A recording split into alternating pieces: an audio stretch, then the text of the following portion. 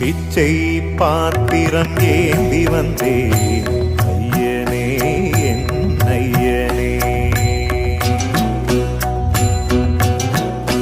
யாமொரு பிச்சை பாத்திரம் ஏந்தி வந்தேன் ஐயனே என் ஐயனே. பிண்டம் என்னும் எலும்பொடு சதை நரம்புதிரமும் அடங்கிய உடம்பு எனும் பிச்சை பாத்திரம் ஏந்தி வந்தேன் ஐயனே என் ஐயனே. பிண்டம் என்னும் எலும்பொடு சதை நரம்புதிரமும் அடங்கிய உடம்பு எனும் பிச்சை பாத்திரம் ஏந்தி வந்தேன்